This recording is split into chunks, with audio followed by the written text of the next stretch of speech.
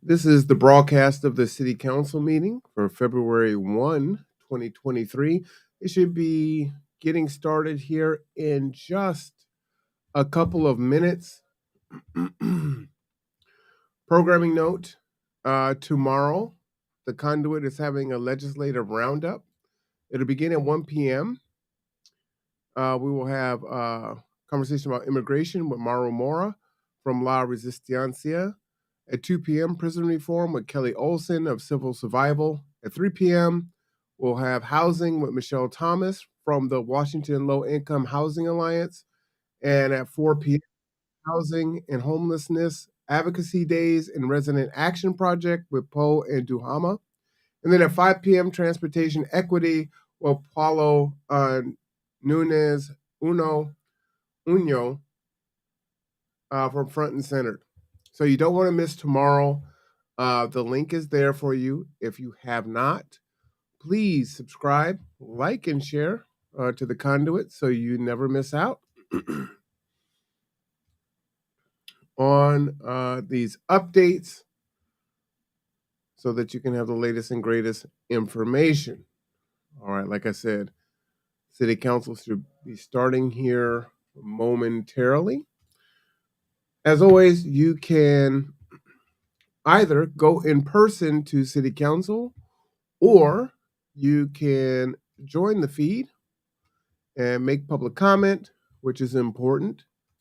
They tend to listen to their constituents. At least there's a higher probability of that happening if you make your needs known. So the Zoom link is there in the chat if you would like to do that. Every first and third Wednesday is the City Council meeting. Every second and fourth is their study session, which will only be recorded. And then if there's a fifth Wednesday, then there is no meeting. Okay, so this is the first meeting for the month of February. And as I said, we'll get started here momentarily.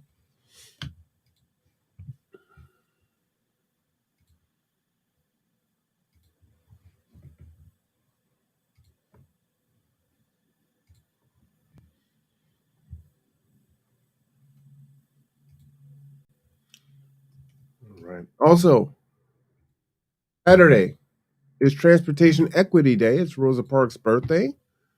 Gather together, grow together. Kitsap Black Student Union, New Horizon Ministries will be celebrating Transit Equity Day at New Horizon Ministries at 4040 Wheaton Way, Suite 203 at 2 p.m. The youth of Kitsap Black Student Union will be performing and educating us on transportation equity. We're also going to feed you. So spaghetti, fried chicken, all are open to come on out. Mayor Greg Wheeler will be proclaiming Saturday, February 4th as Transit Equity Day. So you won't want to miss it. That will also be broadcast live. But again, why not come on down and meet us if you feel safe being in a group of folks and come and enjoy that event. And the last programming note is we are proud to say our birthday is coming up. All right, our birthday is February 8th. Recording in progress. 45 minutes. 5:30, we move down here to the first floor chambers to conduct the council meeting in person. And because we encourage community involvement, we invite the public to join us either in person or participate remotely through Zoom or view via BKAT. First up tonight, we have the mayor's report. Welcome, Mayor Wheeler. Mayor Wheeler's here at the moment. Mayor is not present at the moment. So I believe we're able to move on to the consent agenda. We can come back to that item. So we'll go ahead to the consent agenda, and we have Deputy Clerk Lori Smith filling in tonight. Good evening. So under the consent agenda, we have claims and check register, approval of the following checks and electronic fund transfers. Check numbers 401472 through 401737 and electronic fund transfers B36697 through B 36828 in the grand total amount of $6,629,763.06. Regular payroll payout for pay period ending January 15th, 2023 in the amount of $2,499.31. Retiree payroll for pay period ending January 31st, 2023 in the amount of $51,122.13. 4B, minutes of meeting January 18th, 2023. Item 4C, minutes of study session January 25th, 2023. Item 4D, professional services agreement with Parametrics Incorporated for the design of the Francis Street Outfall Improvements Project. Item 4E, contract modification agreement number 3 with Herrera Environmental Consultants for the Pine Road Stormwater Improvements Project. Item 4F, amendment number 2 to the interlocal agreement between the Transportation Benefit District of Bremerton and the Washington State Department of Licensing. This concludes the reading of the consent agenda. Thank you. Does any member of the public wish to comment on any one of these specific items? So come up to the podium, or we'll look for hands on Zoom real quick.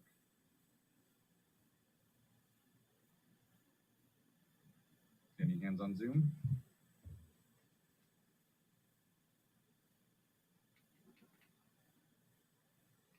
Go ahead and go to the council for a motion. Member Dennehy. Move to approve the consent agenda as presented. Do we have a second? I'll second. We have a second by Councilmember Fry. All right, with that, I call for the question. Chamberlain, Yes. Fry, Yes. Dennehy, Yes. Goodnow, Yes. Mochler, Yes. Younger, Yes. Coughlin. Yes. Motion carries unanimously. Thank you. We'll now, seeing Mayor Wheeler, we'll go ahead and go back to item number 3, the mayor's report. Welcome, Mayor Wheeler. Council President, laptop just crashed. Okay, well, let's pause for a moment. We'll figure out IT issues. Is the Zoom meeting public broadcast crashing or just the slides? Okay. Well, good evening, Council. We'll just give Dave a little time, of course.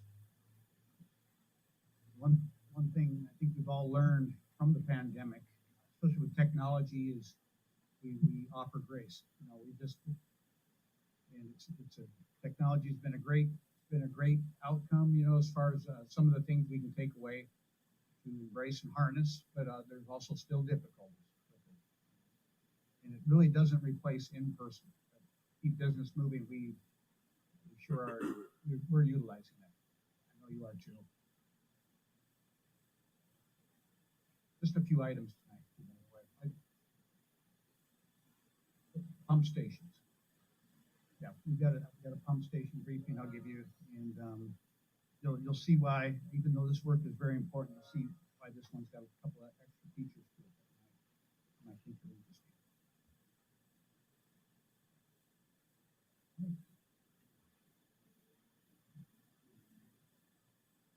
Infrastructure. So this is a big one coming our way. Washington 11th, as you can see, design's completed just at the end of 2022. And this is just one picture of the roundabout. You see just a little bit of heading north on the Washington Boulevard, Washington Avenue. There's wide sidewalks, repaving, of course, extra lighting, a lot of nice features coming our way. Construction spring of 2023, completion of this project by the end of 2023. So exciting project coming in, really going to improve, I think, traffic flow in that area, and of course, the walkability and cycling also for that area. Next slide, please. So this is, I wanted to brief you a little bit on this. This is obviously flood mitigation project. But if you look down at these streets and where the work's going to be occurring, there has been a lot of issues over the years with flooding. And so this is it's a long overdue project. We've made it a priority to get this fixed. And there are several houses in the Eagle Avenue, the Robin Avenue area that are going to really appreciate these improvements. And again, it's long overdue, but look forward to correcting these very long historic issues that plague that area. So yeah, that's just a little example of a little picture of the construction project. So if folks see that, they'll know what's going on. All right, next slide. All right, pump station. So this is up near Schley Canyon in that area. And obviously you can see the explanation. It's next to the Bremerton Ice Arena near the YMCA facility. But the two features on this, besides just being a good infrastructure project, support, a critical service that we provide, it also is going to have a public restroom associated with it. And one of the two things that'll be important with this restroom is, one, it'll serve the community members who use the Madrona trails, and also it'll support bridge to bridge walk that we're promoting. So it's just a little piece of infrastructure that's going to just again make that walk a little more pleasant and make the whole area just it's just going to be a good project. So that's it. I believe that's it. Dave, take a look, see if we have another slide. That is it, Council. Thank you for allowing me to come up and speak. Thank you. Thank you so much, Mayor Wheeler. All right, next up on our agenda is item 5, public recognition. As noted, public recognition provides an opportunity for attendees to address the council on any city-related item that's not already listed on tonight's agenda. So if you have something you want to speak up on, please come up to the podium or raise your hand on Zoom, and we will recognize you. We just ask that you state your name for use in the record, and request if you live or work in the city, and that you limit your comments to 3 minutes or less, and we'll have a timer system to make sure everyone's treated equally. And so with that, I'll open up public recognition and start right here at the podium in the room. Please go ahead. Good evening, Mayor and Council, and happy Black History Month. As you all know, I'm Erin Halen. I'm the Executive Director of the Downtown Bremerton Association, and I want to thank you kindly for designating the funds for this position and giving the DBA an opportunity through Main Street accreditation to get a leg up in the community. I would like to provide every new and existing business important resources, including which number to call, for example, if a homeless person happens to be sleeping in their doorway. And I would also love to be directed to the best departments that knows of every business that happens to come our way, so that the DBA can properly welcome them to the community.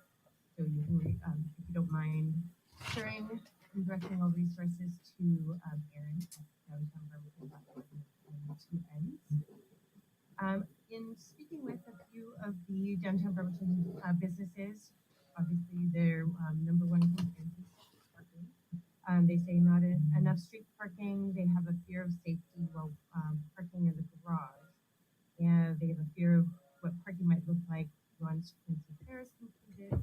And some businesses have shared that employees of other businesses are unfortunately parking in the short-term or temporary parking in front of their business.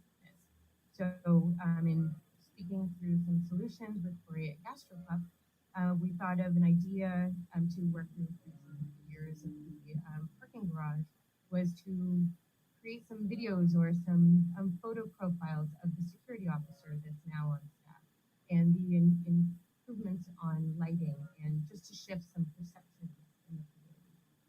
We also had some ideas of creating a GoPro experience, comparing what it's like to park maybe down the street in downtown Bremerton and the time it takes to get to your destination versus parking at the mall in that giant parking lot and walking to the front door of your destination.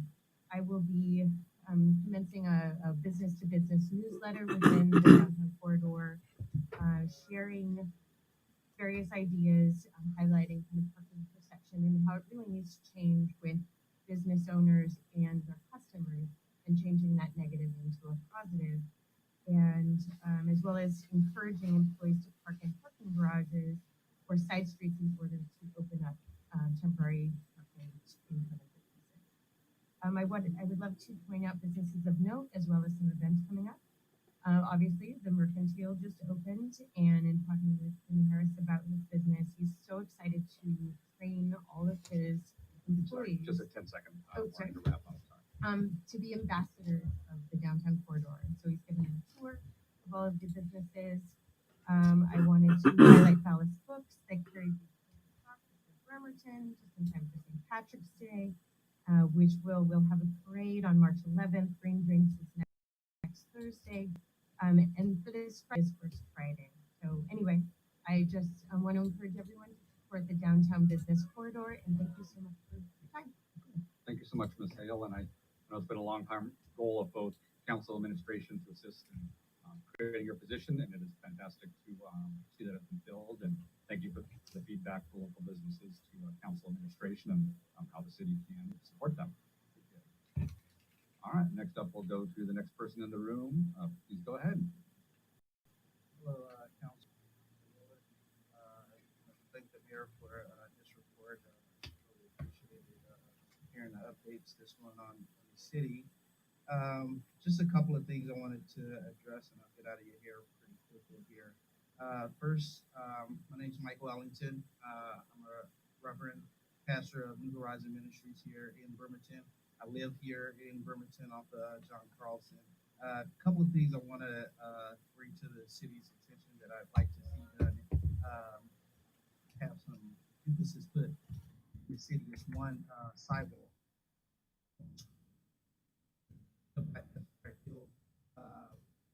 Sidewalk there. That have a safe passage there and make sure there's sidewalks extending in front of the school and a block or so in either direction, and have the city put some money towards that. I like the mayor's proposal of what's going on with Washington and 11th and the bathrooms. It's interesting to see the 2.7 million up there on the screen there, and I'd like to see the city put some emphasis towards permanent bathroom facilities for our houseless population.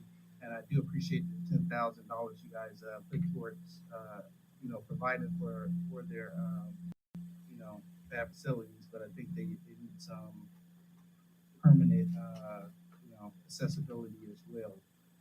Last thing, I think District 6, Ms. Mockler, I think you spoke at the last open meeting like this about the transit dollar ride service and the money that that Transit's putting towards that. I'm wrapping up.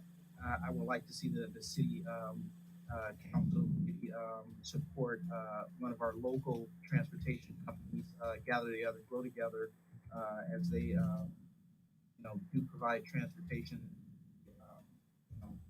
Suggest them to as a dollar ride service for the Bremerton area. Transit has always been an issue of mine. When I got installed as pastor, first thing I did was move my services to Saturdays because there's no bus service on Sundays, and so it's that important to me that I kind of broke with tradition. I get a lot of funny eyes from some of the other pastors because of that. So yeah, let's have a little bit of thought towards equity for the less fortunate. And again, I appreciate all that you guys are doing, the hard work that you're doing, and everything. I'll get out of here. Thank you. Thank you so much for your service to the community, and thanks for all those excellent suggestions. Much appreciated. There's another person in the room. Walking up to the podium, please go ahead. Hi, I'd like to welcome just the light. Okay. I was here 3 weeks ago. I embarrassed myself. I was here with 4 other people who were going to talk to you, and it was a study session. And we could make it the following week, and they can't make it today, but I just wanted to share. Maybe they'll come another time. It is a story of what's happened to my daughter, who is severely disabled, and her care provider, who is brown. And this experiences that she has had while taking my white daughter out for a walk in our community. In the course of a month, on at least 3 occasions, she had other white people walk up to her and somehow ask the question, like, is she okay? Is the little disabled girl okay? Now, I've never been questioned. None of her white care providers have ever been questioned. And she felt, we all felt pretty confident that it had to do with the fact that she didn't look like a mother or a family member, but it's inappropriate and it made her feel very uncomfortable. Like, how can she do her job? When someone came right up to her, she was putting Claire, my daughter, in the car, and someone's like right there, right at the door. So that she really, in that moment, had to think, what if this was somebody who was here to hurt her? Would I be able to like pick her up and run with her? So all of that said, in order to express what it is that people experience in this community, cultural problems in our community that white people aren't going to know about. And the work that you're doing to try and fix React, get the office that the mayor is establishing, that work that's going on, keep up with it and get it sorted out because we really need it here. And I want to support the toilet discussion. I'm really glad to hear we're going to be getting some permanent stuff and that we're thinking that way. And I'm going to ask somebody later to tell me which department did the $10,000 go to, so we can follow up and see what's going to happen with that for the and also to amplify the message that I'm a little confused about what's happening with the ride share, but they've got it in South Kitsap. We don't have it here. G2 is a resource. As they pursue that, I hope you'll support G2 in providing that service for our neighborhood. Thank you so much for your comments, and I want to encourage you folks can always email the city, especially the City Council, anytime at city.council.ci.bremerton.lodge.us. So we can get questions answered. And just one of your points, I know we had the joint retreat, council mayor and judge as well this past weekend, and race equity, we did spend a considerable amount of time discussing, and I think we have a path forward, so I appreciate it. Anyone else for public comment? Just to check that we will be discussing the item on the library later, but it's a separate. This is separate. Hi, Mayor and Council. My name is Lisa. I'm a resident of Bremerton and also the chair of the Housing and Homelessness Coalition. And I just want to thank you for promoting Project Connect, which was excellent last week. Anna, thank you for sharing the spectrum of public participation. I have a better one for you. And just thank you for supporting the community in that effort. It's good service to the people who are unsheltered or vulnerable in our community. Much appreciation. Thanks. Thank you for your thank you, and great to hear it was a success. Please go ahead. Hi, Jane Rebolowski. I'm a resident of Bremerton. The Downtown Business Association is talking about lack of parking. I think we still have those kind of sad looking on-street eating areas that look pretty run down.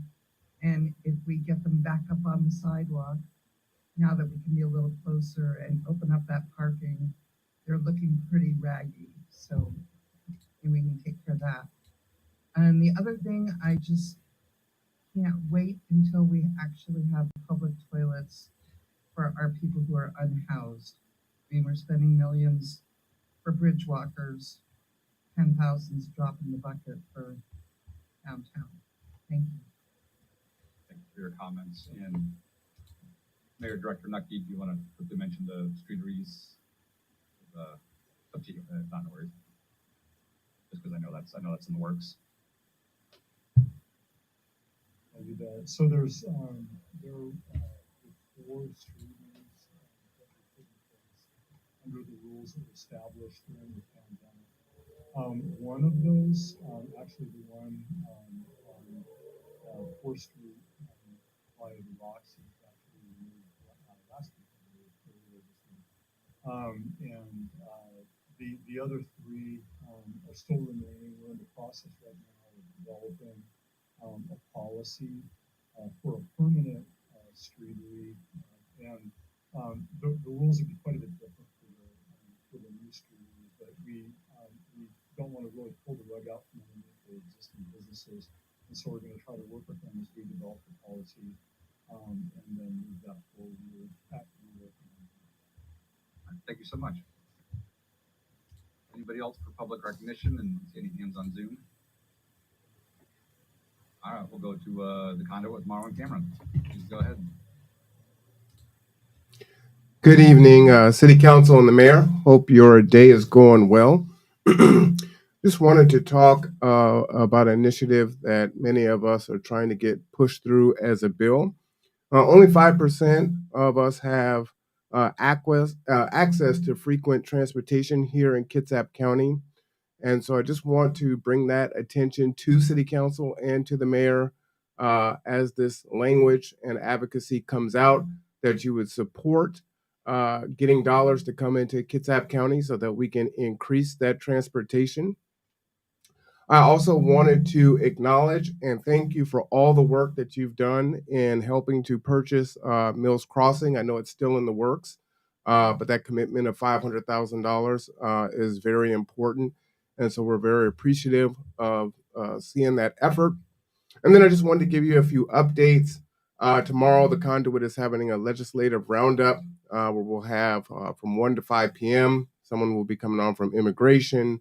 At 2 p.m., prison reform. 3 p.m., housing from the Washington Low Income Housing Allowance. At 4 p.m., housing and homelessness advocacy days and resident action project. And then at 5 p.m., transportation equity. And then also this Saturday is Transit Equity Day. It's Rosa Parks' birthday. New Horizon Ministries, Kitsap Black Student Union, G2, and the Conduit will be having an event at New Horizon Ministries from 2 to 4. The good mayor is going to proclaim that day, Transit Equity Day. We're going to feed folks. Kitsap Black Student Union will provide information, and they're going to put on a skit for us. And so all are welcome to attend. We think this is really important, and definitely having our youth, who are our future, to get active and get involved. The last thing I'll mention is our Hispanic family is suffering some racist issues. This Friday, there will be a town hall in Poulsbo to talk about that and to elevate the things that are going on there. Thank you so much for your time. Thank you, Mr. Cameron, for that input and those updates. On Mills Crossing, I'll mention the mayor and 2 council members got to take a tour Monday. We talked about it in the pre-meeting briefing, and fingers crossed that all goes ahead smoothly. Anyone else in public recognition? All right, seeing none, go ahead and close recognition and go to general business.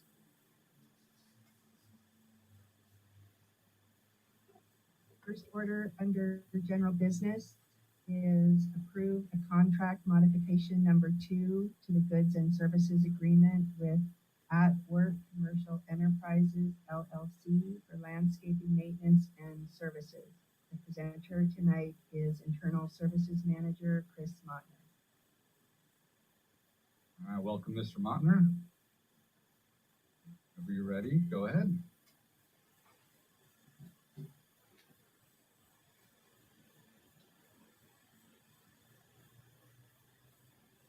Thank you, and good evening, Council President, City Council members, Mayor, and others. I am here to present the contract modification agreement number 2 with At Work Commercial Enterprises LLC. At Work Commercial Enterprises is the city's landscape maintenance and services provider under under city contract agreement number 6244. They maintain 24 city properties for many different city departments and divisions. They have held this contract since 2021. Within this proposed contract modification is the addition of 3 city locations that staff had identified that require landscape maintenance and services. These are Fire Station 2 at 5005 Kitsap Way, Fire Station 3 at 3031 Olympus Drive, and at the city-owned landscape areas located at 606 Burwell Street. These 3 areas are shown on the landscape location maps and marked as locations R, S, and T. The funds for the new added land locations service costs are within the 2023 budget and will be budgeted for the remaining term of the contract. This service amount is $26,470.08 annually for these 3 new locations. Please know that this contract modification agreement number 2 was previously presented to the City Council study session in the Public Works Committee and included a proposed cost for services increase of all locations. This has since been rescinded and is revised to reflect only the add of these 3 new locations. I will answer any questions you may have on this item. Thank you, Mr. Montner. Does any member of the public wish to comment on this item? Oh, yes, please, Mr. Orlowski. I'm a little bit concerned that we're doing landscaping for the 606 apartment buildings. I understand we own the underlying land, but they pay 0 taxes. And they don't have to pay any taxes for 12 full years. Seems to me that they could pick up the trash and do their own landscaping. Thank you. Anybody else for public comment on this item? Let's double check any hands on Zoom. Yes, looks like there's one. Yes, Marwan Cameron, please go ahead. I just wanted to echo that sentiment. If that is indeed true, then I do not believe the city should be picking up the tab for that. So sorry, Mr. Cameron, the microphone volume's coming in a little soft. Do you mind repeating that as louder as possible? What I said was, if what Jane just said is true, then I want to elevate her comment there that I do not believe the city should be picking up the tab for that. Perfect, gotcha. Allowed that time. Appreciate it. Thank you. Anyone else for public comment on this item? All right, seeing none, we'll go ahead and go to the council for a motion. Councilmember Mockler. Thank you. Move to approve the contract modification agreement number 02 with Atwork Commercial Enterprises LLC and authorize the mayor to finalize and execute the agreement with substantially the same terms and conditions as presented. Is there a second? I'll second that. Second by Councilmember Dennehy. With the motion and the second, we're open for discussion. Councilmember Mockler? Good evening, Mr. Mottner. I hope that you are well. Excellent. So when you presented this at the study session last week, it had a fiscal impact of $33,677.16 and was going to cover the 2 fire stations and 606 Burwell. And it was in response to a letter from Mr. John Song, who is the Bellevue owner of Atwork, or manager, whichever, asking for an increase due to increased cost of living. In fact, that prices have gone up. More formal language, but that was so far so good. I'm accurate. So this week you are asking for $33,677.16 for those 3 locations, and I don't see a difference between those 2. So could you please clarify the difference between what you presented last week and what you're presenting this week? Right. So I'm not sure if you have the correct document in front of you. So the agenda bill was modified as well as the contract modification agreement reflect only the new location additions. So the increase of the service costs that were negotiated and requested as part of the previous Public Works Committee meeting study session were taken off of that, but the pre-location costs remain as new ads for the contract. I downloaded this at 3:45 p.m. Have there been an update since 3:45 p.m.? No, there has not. You show on your copy the $26,470.08. I do not. I show, it says updated on the agenda bill, so Take a moment to get on the same page and literally. whether we're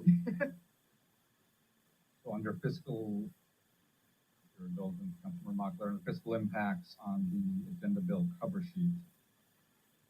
See $33,677.16. That's what I see too.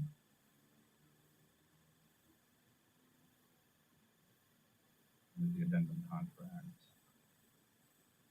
which the addendum contract shows 26,470.08.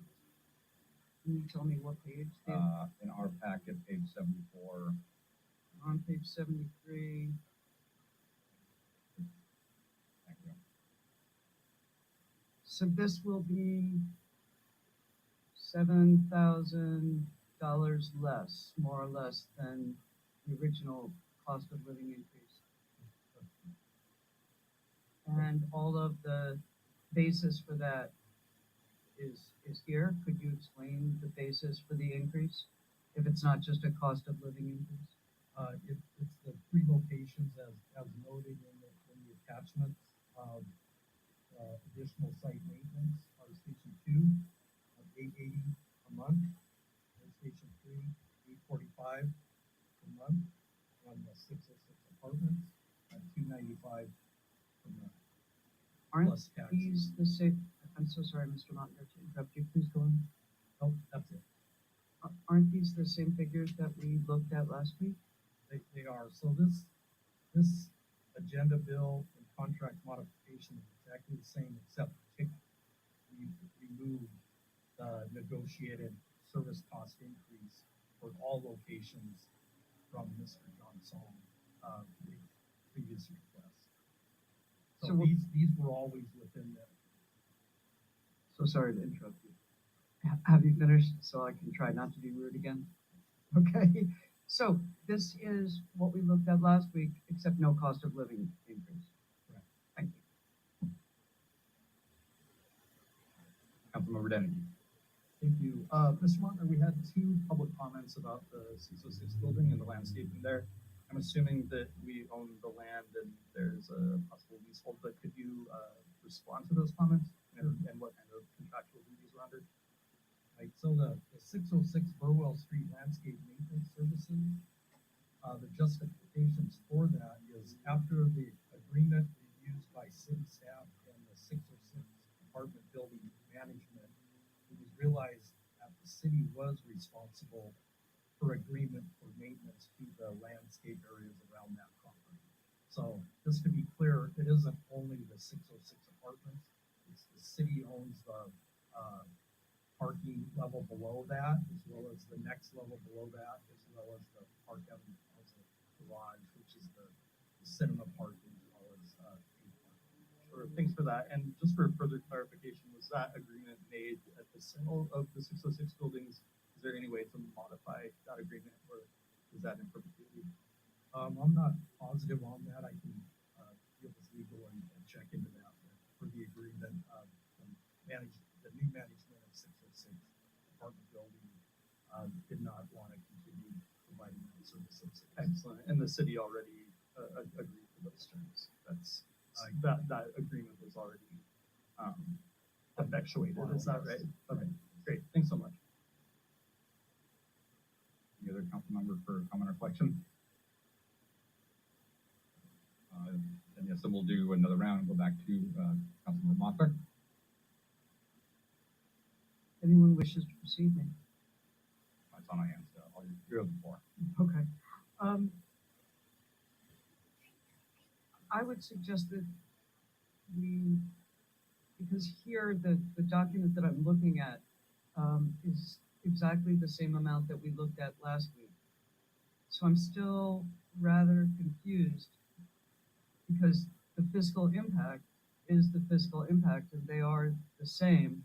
Is there a chance that these could be, is this a matter of great pith and moment that cannot wait for 2 weeks? That's my real question, my real first question.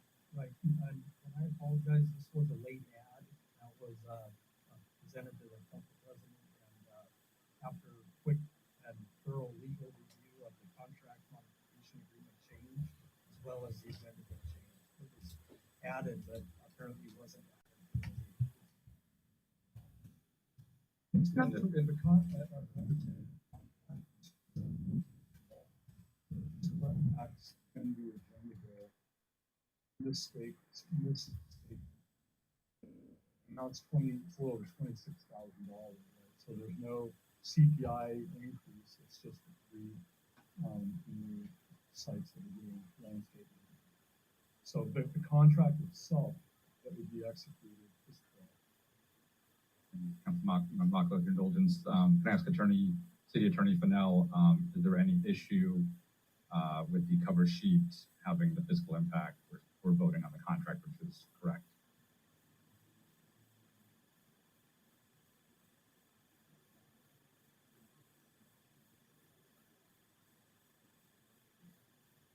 Go for it.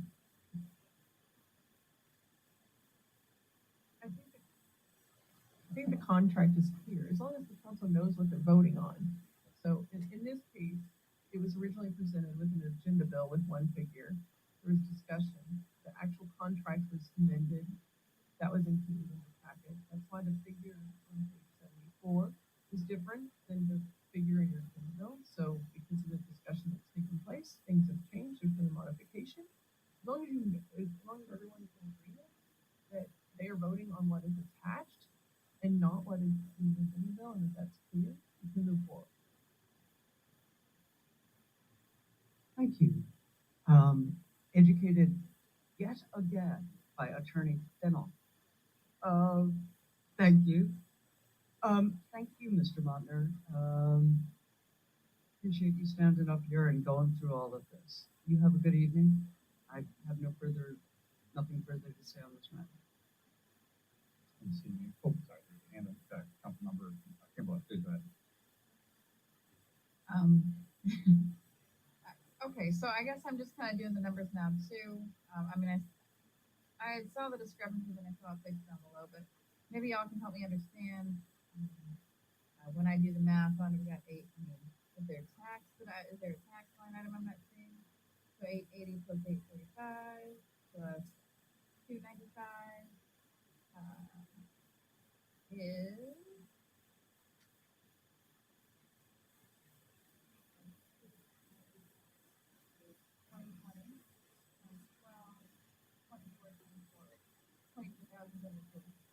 So, you said it was the contract modification was 26,470. Right. Can I approach the council bench, please? Yeah, please do.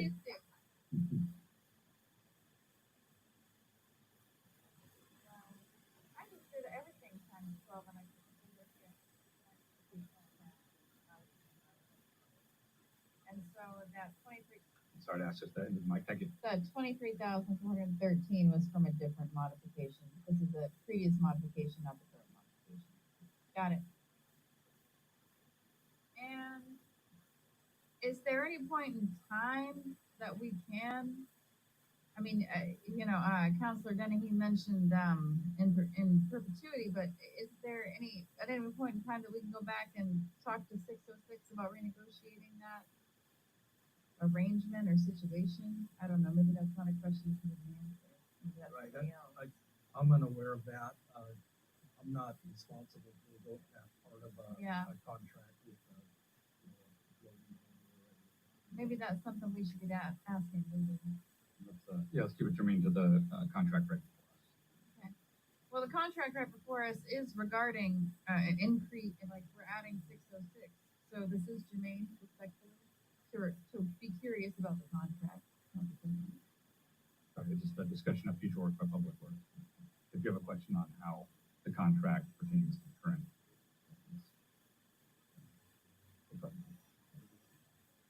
still have the floor, Councilmember King.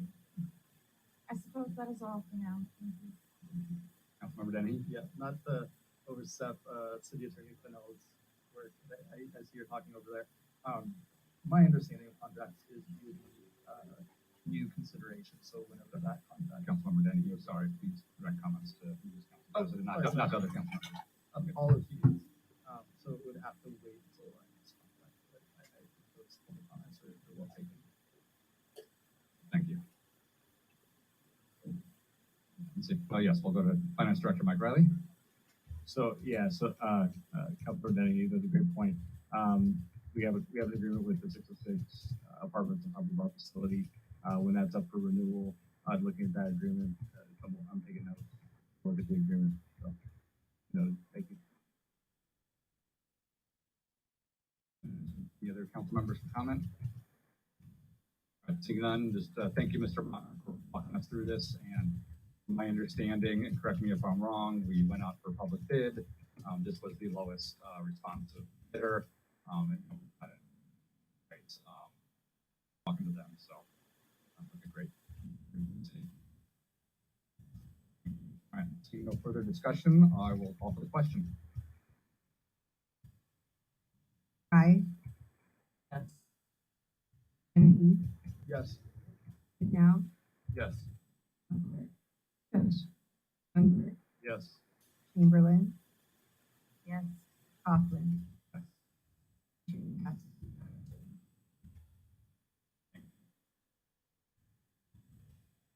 Item 6B, acceptance of Washington State Department of Commerce Projects Program and Library HVAC Replacement Project.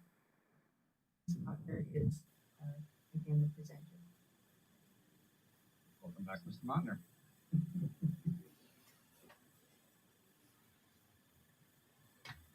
Good evening again. I am here to present the Department of Commerce grant approval for the Bremerton Library HVAC system.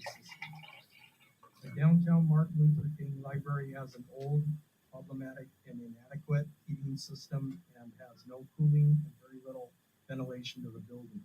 This grant will cover the project costs for the new HVAC system for heating, cooling, and a dedicated outside air ventilation system with filtration. In late 2021, the city, in coordination with the city's lobbyist, Brian McConaughey, met to discuss the possibility of applying for a legislative grant and decided to proceed with the 2022 legislative session local community project grant application. On May 4th, 2022, the city received a preliminary award letter from the Department of Commerce for the appropriation of $412,000 for this project. A copy of that letter is included for reference. We have now before you the grant contract that has recently been reviewed by the city legal department and is presented here tonight for council approval. I will answer any questions that you may have on this item. Well, thank you so much, Mr. Montner. And I understand we have representatives from the library here, and I want to give them a chance to present as well if they so wish.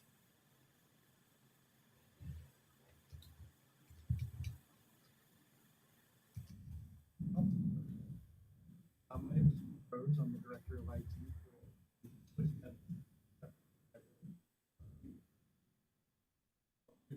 Lisa Rich, downtown Bremerton branch. I'm not a resident of Bremerton.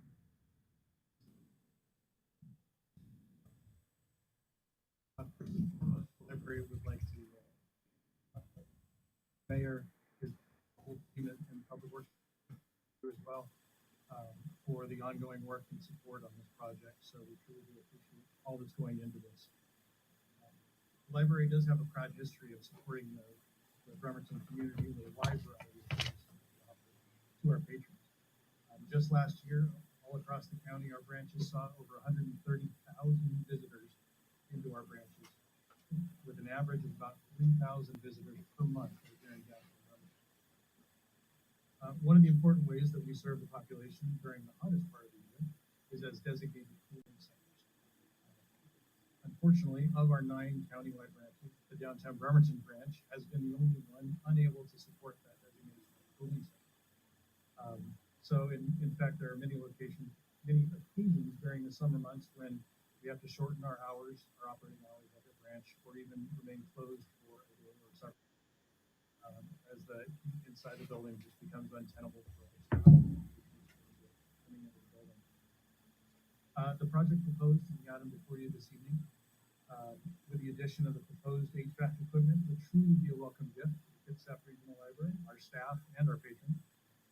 The goal is to provide a more effective and efficient conditioning of the air throughout the building, allowing us to remain open during the hottest days of the summer and continue to serve the community when we would otherwise have to close.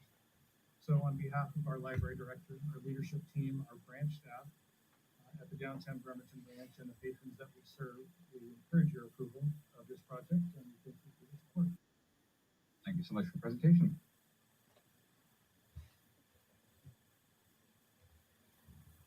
Sure. This is as a resident more than a branch of Bremerton. I'd like to add that the downtown Bremerton Library, oldest and first library in Kitsap County, this beautiful 1938 Art Deco building has secret staircases, beautiful glasswork, and still has original tiles and hardwood. Patrons share stories of growing up in this branch. They bring their kids, they check out books, they do computers, and they in fact sport and are welcomed by friendly staff, often by name. The city of Bremerton dedicated this building to Martin Luther King Jr. in 2007. This building is meaningful to the library staff and to Bremerton residents alike. And investments like this in our community preserve the building and all the good things that happen in it for the future. Thank you. Thank you all for your presentations. Does any member of the public wish to comment on this item? Checking any on Zoom. We do have one hand. Yes, Mr. Cameron, go ahead. Hello again, Council. I just wanted to say, full disclosure, I am a trustee for the Kitsap Regional Library. But as a resident, I want to echo Lisa's sentiments. The Martin Luther King Library has unique historical value, and the staff down there really do a great job of serving the community, a very diverse community at that. And as our ongoing climate change issues continue, this is definitely a necessity. As a business owner downtown, we're literally not even 2 blocks away from the Kitsap Regional Library. It just serves that area. And it's just the staff are wonderful, the library is wonderful, and we're in full support of supporting this endeavor here. Thank you. Thank you, Mr. Cameron. Any other member of the public wish to comment on this item? All right, seeing none, we'll go to the council for a motion. Councilmember Chamberlain. Okay, thank you. Move to approve the local and community project programs grant from the state of Washington Department of Commerce for the library HVAC project and authorize the mayor to finalize and execute the agreement with substantially the same terms and conditions as presented. Second the motion. All right, we have a motion and a second. We're open for discussion. Go ahead. Super excited to get free money to improve a building in the downtown core and make it accessible to people in the heat with climate change happening and with everything. That building is old. I love that building and looking forward to see more improvements on that structure itself. But I really appreciate that y'all brought up the point about it being needing to have air conditioning and being a service, a resource for the community. So way to get that money. Thank you. Thank you. I'd like to give a shout out to Leslie Doggs on the audit committee, who originally announced this, 3 years ago, 2 years ago? Yeah, in the before times. So this was a really excellent outcome, and I love the downtown Bremerton Library. I am a library geek, and I don't think I've met a library where the people were both so intelligent and so kind. It's a lovely space, and Mr. Montner, every time you have presented on this, you put a smile on your face too. So,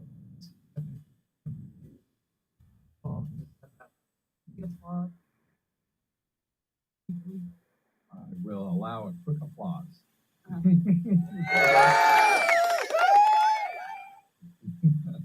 Thank you, Councilwoman Montclair.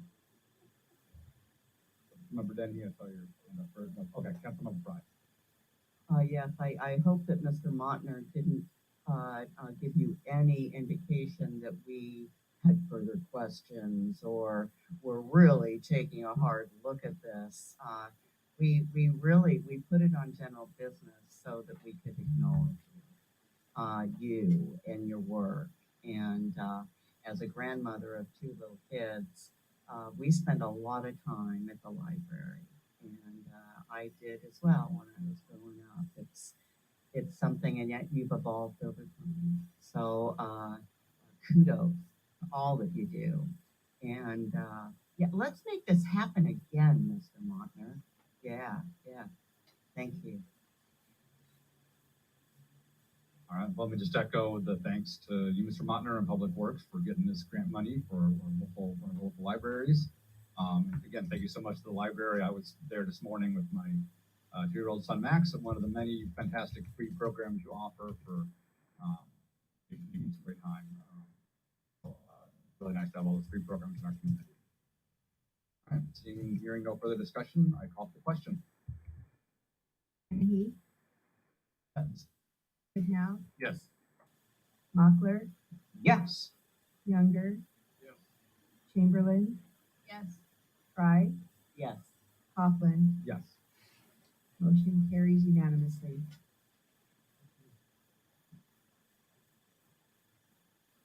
Item 6C, Public Works Agreement with Utter Associates Incorporated for audio-visual equipment design and install at Bremerton Municipal Court.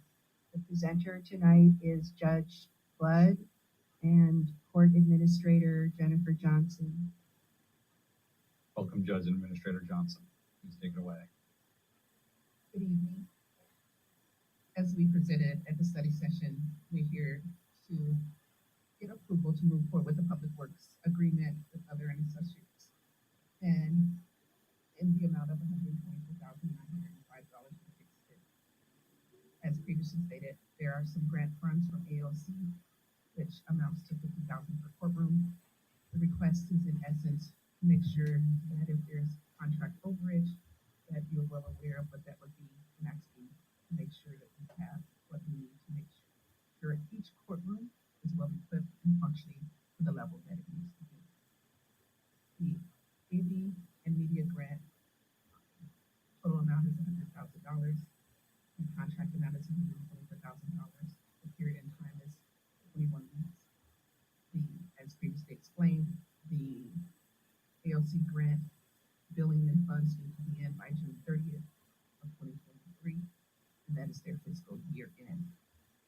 We are anticipating that there could possibly be some additional funds that come in, and we will know that around May.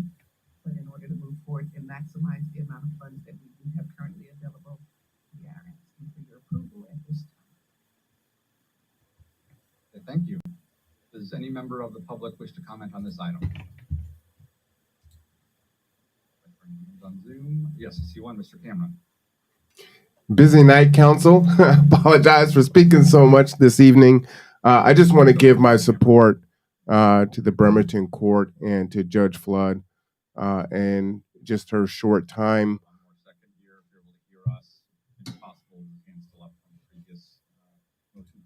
Sorry about that, council. I apologize for speaking so much this evening. I just want to again give my support to the Bremerton court system and to Judge Flood in her short time as judge. Some miraculous things have been done, and the direction in which the Bremerton court is going in regards to being inclusive with youth and adults and other organizations is really impactful. So I just wanted to say I'm full support of this. public comment? All right, seeing and hearing none, I'll go to the council for motion.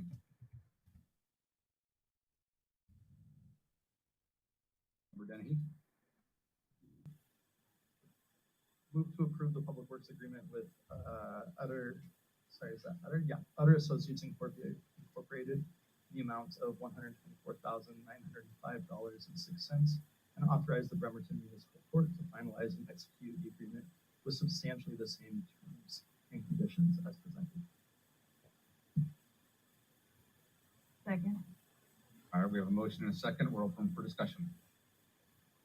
Member Dennehy, Just a thank you for continuing to get as many grant dollars into the municipal court for upgrades as possible. I know we talked about in study session, the need for AV, especially around the folks that might be out of state and the costs associated with that and their criminal record. So thank you for this. Member Chamberlain. Okay, thank you. So I'm taking a look. Thank you, Judge Flood, for bringing this to us. We talked about this at our study session. Can you remind me, did we ever talk about this in public safety? Was this one of the grants that you applied for and you came to our? Okay, can you remind me of the month that you brought that to us? By It chance, would've Jennifer, been- do you by chance? I don't know if y'all. It would have been probably June or July. So these are all grants from last summer. They all went into effect July 1st.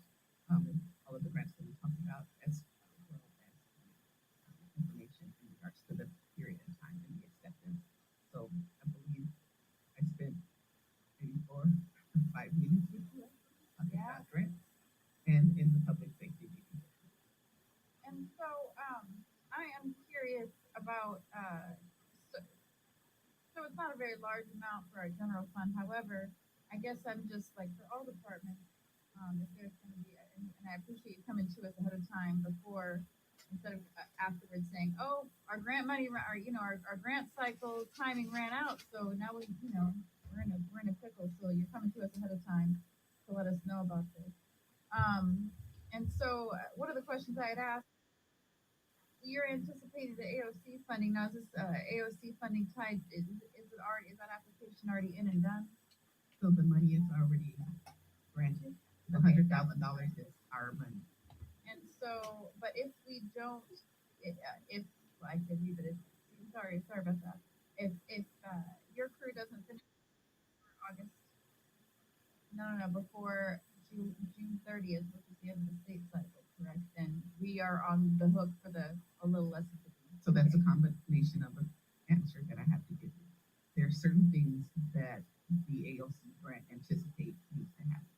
So we know that the cleanup can't happen. So that's where you see I'm putting in the amount of the $7,900 because they will pay that, bill that for the grant funds, as well as all of the equipment. So even if it's after that timeline, even if it's after June 30th or before, it all has to be before June 30th. So it's something that they will accept as a part of their reimbursement before the June, I'll put it this way, whatever bills we submit to them on the June 30th date, that is the last day to submit to them, and they will pay all of that. And it's anticipated that cleanup is a reasonable expense to bill. What the issue and what we're looking at is labor. Mm-hmm. You can't bill that labor that may be running into about 7 days, or there's so many hours that will happen after that June 30th date or later. But again, we're putting forward to you what we believe will be the anticipated costs. Those costs could be reduced, but it would not exceed what would be. Great. So that 7,900 could or could not happen. I mean, that's a really small amount, so I don't even know that I'm worried about it, but it sounds like if the cleanup is done after June 30th, we can still bill it to the AOC. Is that what I heard? They're accepting that upfront. Okay. As a reasonable cost. But because it's estimated to take 21 weeks, there will be labor. And so, okay. Can I ask briefly some of the benefits of having this additional AV equipment installed. One of the things you mentioned, I believe, was that we have an additional calendar that would this support the hybrid meetings with the additional calendar of, like, let's say, the various interpreted services we provide. Is that one of the benefits of this as well? So the benefits overall is that it's been since 2010 since there's been any upgrades. The upgrades are needed because we now upgraded in technology and how we actually have hearings. We are in somewhat of a hybrid way of having hearings for access, access to justice issues across all state courts. And when you think about how we do services, we don't do services like we did 15 years ago. This AP equipment and media equipment brings us up to date. And that was one of the reasons why the state allowed for the funds to come in the form of grant for courtrooms, because there's some courtrooms, particularly ours, that hasn't had funding to be able to make the upgrade, get the equipment to meet the needs that we currently experience. We run courts, we run Laserfish, we run JIS. We also have the Zoom. So we're running 4 to 5 different on top of trying to, when things come in from the city attorney's office that may have not gotten in before the calendar, or there's a piece of information that I need to do. So these are multiple screens, and the systems that we have. Okay, that was, yeah. So, I was gonna ask how that new because there's a lot of new software this year Yes, that's different than other years. And so how's it running on the new equipment that you have? You say it crashes often. This is something you're experiencing. And so I kind of was just hoping to highlight some specifics that would be of benefit from this additional funding, which might include, if you're talking about everything crashing, the hybrid meetings, the Zoom meetings, do those crash while you're in the middle of them? there's been times where we have to get on. Okay. Yeah, I guess I don't have any other questions for this. I think, but if it's done sooner than 21 weeks, then we don't need to be on the hook for the 47K, from the general fund. But since it's estimated it's taking this long, that's what this is for. So, thank you. That's all I have. Any other council members for comment or questions? Seeing none, I think I just have one, which is kind of more for Finance Director Riley. So right now it's scheduled to come out of the general fund. And I just have to ask the question of, is there any wiggle room in the court's budget itself? If this worst case scenario that not everything's covered that could come out of? So what you're authorizing is an amendment to the general fund for the worst case scenario. We'll work closely with the court.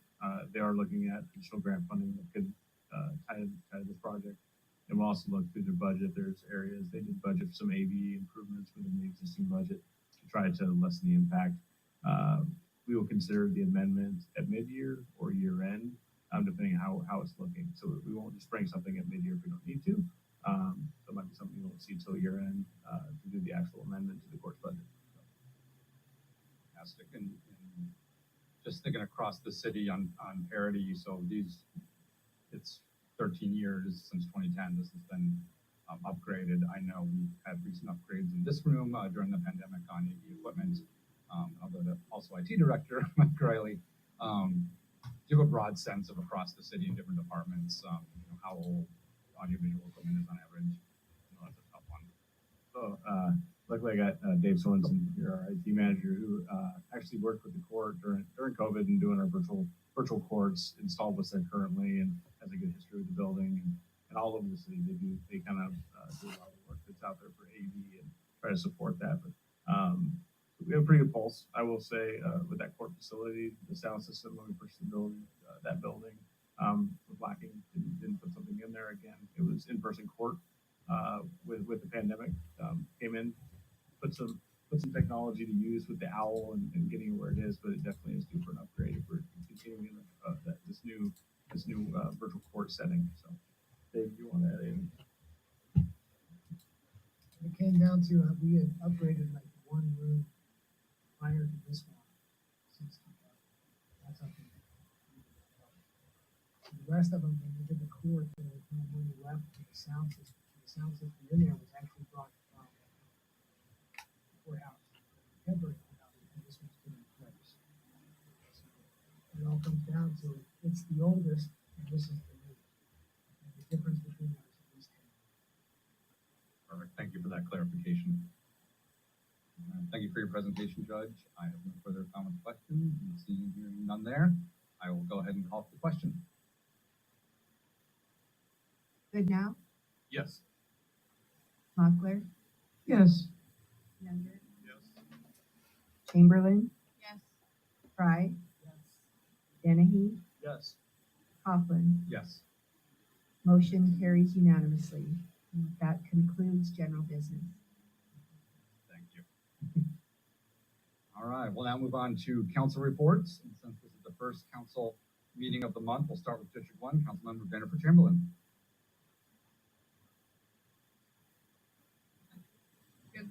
Good evening. Hey folks, can you bring up the slides? This time I'm serious. I have slides for the first time. So I'll try to make it quick. I just want to highlight some parks in our area, and I might do this from time to time. I'm on a park a day personal initiative for mental wellness, for health, for just to appreciate the parks and hopefully bring some folks along with me. I brought several people with me on some of these walks too. So this one, I'm going to start off. This is in Council District 2, not in my district. Full disclosure, this is in Councilmember Fry's district, Madrona Trails. Now, some of the pictures they're just pretty woodsy pictures, right? But there's some really nice things about this trail. This trail has had a lot of work done on it. I know there's a Friends of Madrona Trail stewardship program. They have these beautiful signs that I just learned apparently were a birthday gift from Josh Farley's wife. She got him these wayfinding signs for the trails. It's just beautiful. When I first went on these trails, it just looked like I was accidentally on some property behind the hospital. And now they're just gorgeous. So I highly encourage you to visit Madrona Trails and check it out. They've done some really lovely work. Next slide. Okay, here's my area. This is my favorite little jewel here, Stephenson Canyon. Upper left-hand corner, I went with my friend who was not photographed and found a couple of moms with their little people just playing down in the water at the canyon. Just a lovely moment. At the bottom there, you'll see me standing between that invasive English ivy that's always encroaching on our parks. There's a little hidden waterfall. Well, it's off trail, but it's there. And then underneath where it says canyon, there's a couple of things I want to show, and it's really hard to see. Maybe you can see better on your screens, council members. I got a better picture of our new outflow. I don't know. Yeah, these are just photos from my phone, so they're not going to be the best. But it looks more beautiful in person than it does in this picture.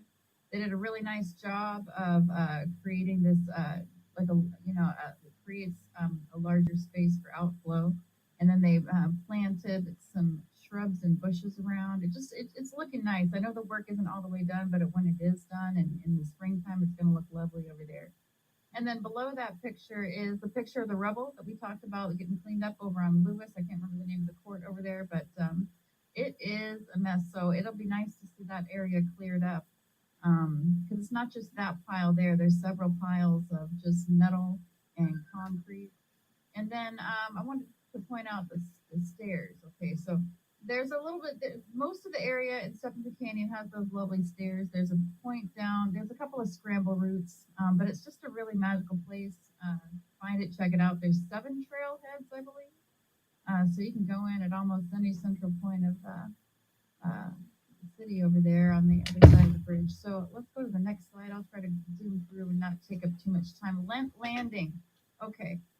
So this is the little, I call it the gazebo park. So I'm going to do a shameless plug here. The top right hand corner during COVID, when I finished my master's degree, I couldn't go to graduation, but I was able to do an online graduation. And my son, this is our graduation, my graduation.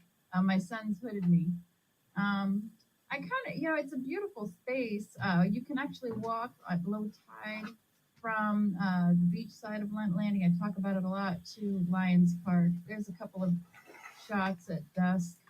And then I just wanted to show you, I mean, this is graffiti, like but I loved it. And I just wanted to show it to you. It's some of the words say, do your homework, listen to your mama, and you make my mind bloom. Just some kind of positive. I know it's graffiti, but I just want to share it. I like it. So we'll go to the last slide. Okay, Lions Park. So I don't have a picture of the ballparks this time, but I do have a picture of low tide. Low tide is a really special time to go to Lions Park. You can see so much more of it, and it has this beautiful lands that you can walk out onto, and you can explore all these these things that you wouldn't normally see at a regular time of day. Right now, low tides are coming in around 9:30, 10:30 at night, so you gotta wait for a few more days. Oh, and I just learned that the docks, it's called the coal docks. Is that what we call them? I guess I didn't even know that till recently. So the other two pictures here on the right-hand side is a project that Public Works has talked about, and I went and investigated it and did a little scrambling up on those rocks, and it really is broken. That really does need some help, and that's the outflow at the end of Lebo. I don't know if it's Lebo or Tracyton and Sheridan, and the whole pipe is cracked and crumbling. So I just wanted to show you a picture of that up close and personal. And that's all I have for slides, except I did want to do a quick shout out to Mayor Wheeler, who I learned walks 14,000 steps a day, which is about the equivalent of 6 miles. So I'll give you an update. I worked really hard today to do this. It took me 7 different walks, by the way, because I just, you got to section it. But I got to it. I am today at 14, and this isn't to compete. This is just what happened. 14,752 steps. But I have a weekly average. There's an outlier though, because I did that Dungeness Spit trip, the outlier. But my average is 9,063. And so I don't think I can get 14,000 every day. That's 6 miles. That's 2 hours of walking for me at 3 miles an hour. So props to Mayor Wheeler for walking that much. I hope to be more like you when I grow up. All right, that's it. Thank you. All right, thank you. Next, we'll go to District 2, Councilmember Denise Fry. I don't have any slides. I just want to share it was really a week of where collaboration and coming together was a big deal. Oh, boy, Lori. I'll make it part of my report. I heard that is it Captain Plum? Captain Plum, Randy. If you're watching, Randy, joke's on you, buddy. The last one, the police officers at Bremerton often participate in community events. And when I ran the YWCA, we had an event called Walk a Mile in Her Shoes. And there were 3 or 4 officers that would come. There's Randy on the right. And they wore these high heels for a mile, walked around in them, in their workout clothes or whatever, were great sports, and got a lot of cheesing because of it. But Randy, these photos that I had taken at the event are now owned by the city. So they will haunt you, my friend. But certainly I wish, and I'm sure everybody that's worked with Randy Plum over the years, good cop, really good cop, and very much a part of the community. So I'll miss you and look forward to hearing about your exploits. So besides those photos that I sent in, Mills Crossing, of course, I promise you, I'm gonna stop talking at how excited I am about this project. But the mayor and council member Mockler and I got to have a tour of it the other day. And these are they were built to be sold as condos. And so the quality of these buildings, of these living spaces is absolutely incredible. I would be honored to live in a place that nice. My favorite part, single garage that a single mom can come into with 3 or 4 kids, close that garage door, be secure, get into her house. Absolutely love that. So much about this project, but it's all about collaboration. These organizations have been meeting for years around homeless issues and affordable housing. And so when the opportunity presented itself, it really came about. And then I also saw the mayor and President Coughlin, I think it was last night, wasn't it last night? At the PAC meeting, police and community get together. And can I just I really love the way you run meetings, President Coughlin, but I love meetings that preachers run. I mean, I don't know the Reverend, or the pastor, but he did a great job of facilitating that meeting. And it was wonderful to see our law enforcement with much of our leadership of color there in that room, and all friends, all getting along, working through some tough things were shared. Police chiefs from all over the county were there, listening to people, talking to people, and it felt really good. Just wanted to give you my perception about that, all about working together. So shout out to Josh Farley, Madrona Trails, Be There or Be Square, Sunday, February 26th. 10 a.m. at Madrona Trails. Fern Day, we're going to learn a lot about ferns, hopefully get involved with the work that's going on there that is really vast majority volunteer-led, community-led. Shout out to the Parks Department and Public Works for the roles that they play. That's it. All right, thank you. Next we'll go to District 4, Councilmember Quinn Denny. Thank you, Council President. I just wanted to give a big shout out to our legislative staff for putting together and putting on our joint session, and a big shout out to President Coughlin for running it in a very efficient manner. I think there's a lot of work that our legislative staff does to make sure that not only we are performing our jobs very well, but ensuring that liability doesn't run towards the city and pretty much everything in between there. So again, I want to just thank you for that. And then I just had a point of order question. Are there time limits for council member reports? 5 minutes, yeah, I'm tracking on my Perfect, thanks a lot. All right, next up we'll go to District 5, Councilmember Michael Goodnow.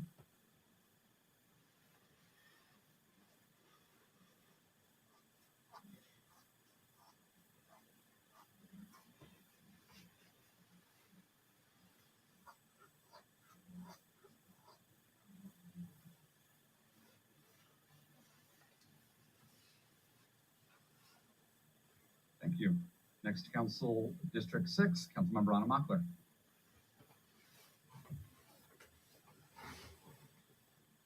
Will also time as I do well.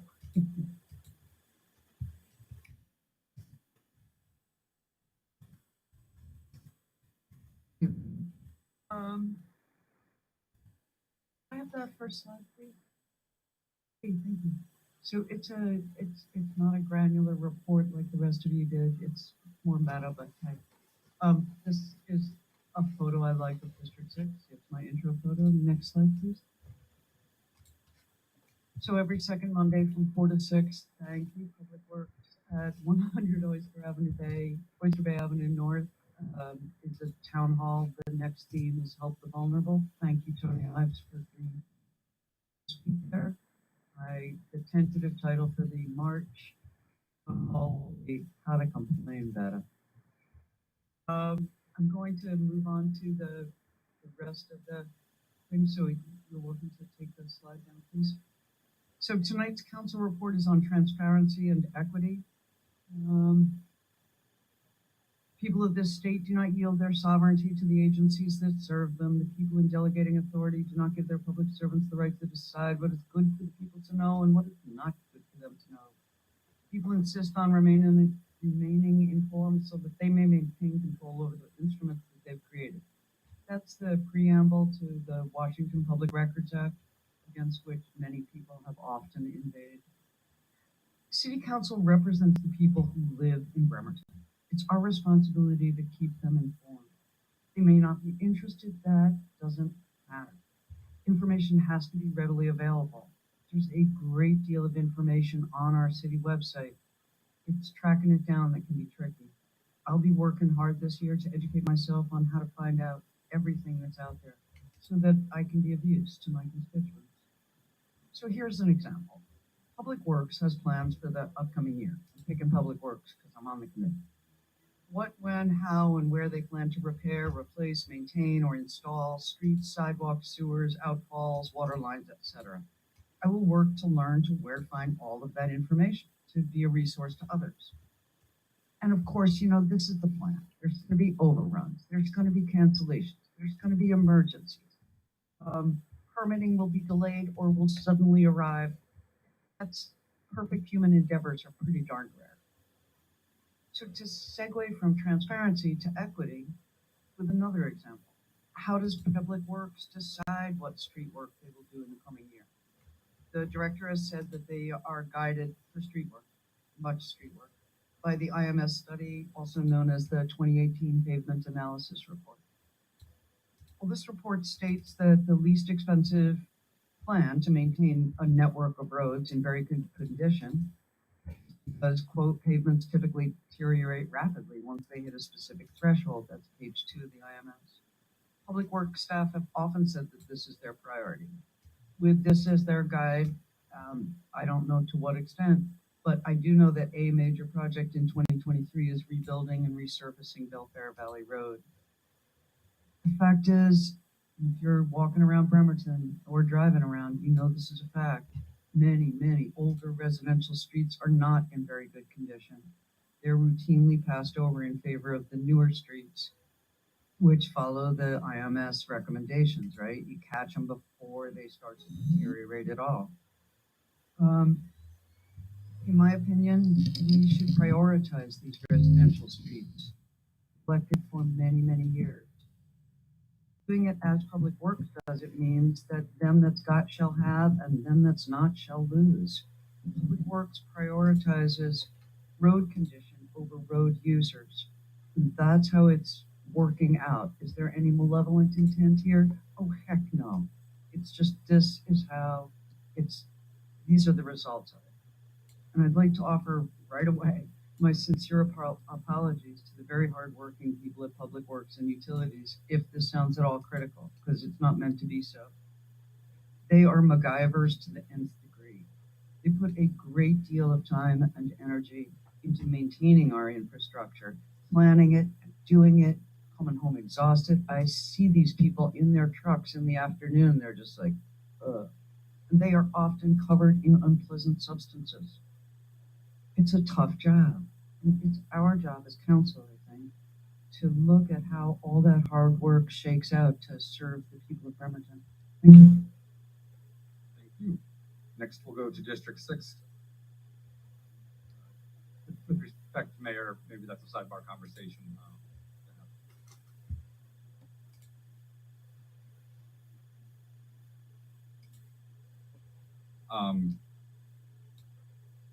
It's a little unorthodox, but if you can keep it brief, I don't want to have a back and forth here. This is just a time for council members to give thoughts.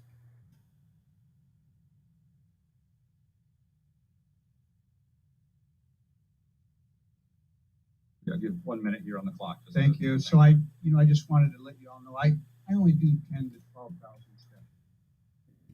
14,000 is wonderful, but I just wanted to make sure you do that part. So, thank you, Councilor Chamberlain. I don't like taking credit where it's not due, so I appreciate it. I was knowing about that and not Public Works. Yeah. I have a bit of a point Okay. of order, Thank real you. quick. Next, yes, point of order. Point of order. I would like to say he did tell me on the phone. All right, He we'll challenged continue on. me. District 7, Councilmember Eric Younger. First of all, Council President, if you'd like to start the clock, please, you know how verbose.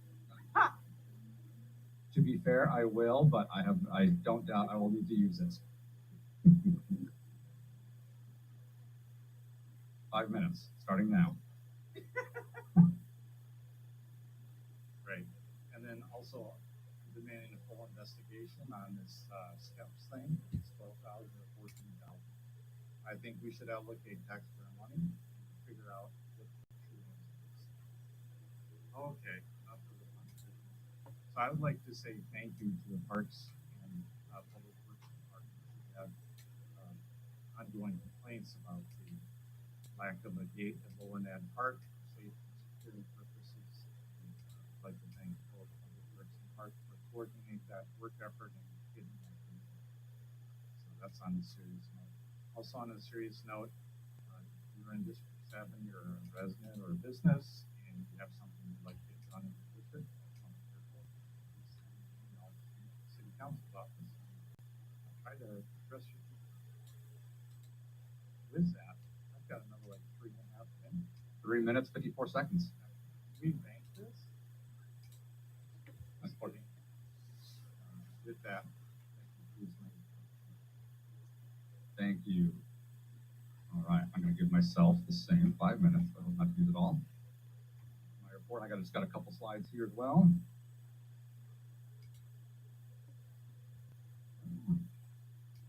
Perfect. Usual welcome business. 2 new businesses to downtown I want to welcome, which is Grumble and Wine, shown there on the right. You can read it, the kids have fun for that photo. There's an article on them. And on the left is the Bremerton Mercantile at the corner of Pacific and 4th, which is great to see.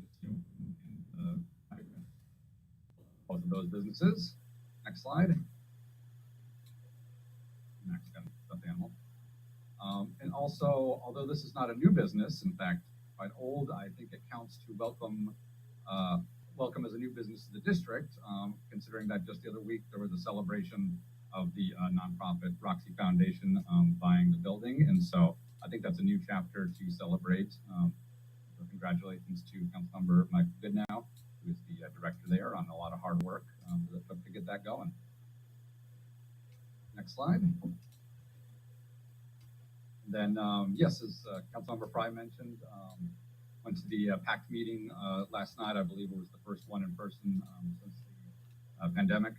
And I just want to really commend Pastor Johnson for getting everybody together and moderating, the mayor for being there and answering some questions, as well as our police chief, Tom Wolf. I thought he did an excellent job of talking to folks and answering questions and concerns. And I just thought it was a wonderful way to have everyone in the same room, be heard and deal with some tough issues. And I look forward to more of them. So thank you to everybody who was involved in that. And also a bittersweet goodbye to Captain Plum as well. I talked to the chief earlier, and almost 30 years of service with the city. I know quite a well-liked and respected officer. So Captain Plum, thank you for your service to the city. And last slide I have is a big thank you to everybody, all the department heads, the mayor, Judge Flood and Court Administrator Johnson, fellow council members for coming to the retreat this weekend. I thought we had a very productive discussion, and never enough time to tackle every single issue in a city besides of Bremerton. But I thought we made some fantastic progress that we'll keep working on. And wanted to give a special shout out, yes, to council staff for all their hard work in making this come together, including managing all the reservations at the Gold Mountain Country Club, the hard work that goes into planning that out to where how everything's arranged and seating, and getting everybody with busy schedules to line up on the same day on a Saturday to spend their Saturday out there working on city business. So thank you very much for that. I thought it was a great meeting. And that's it for the that's it for my report.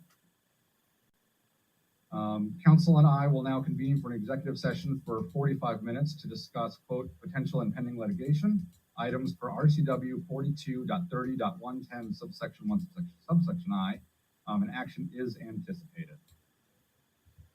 We will adjourn until then.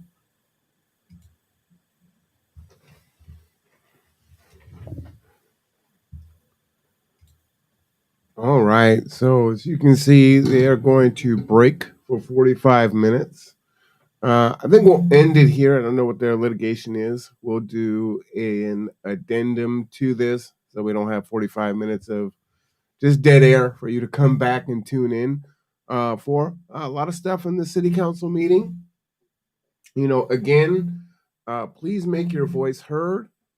Whatever is important to you, it's important. And you need to share that out, make your voice heard. That is how change is made.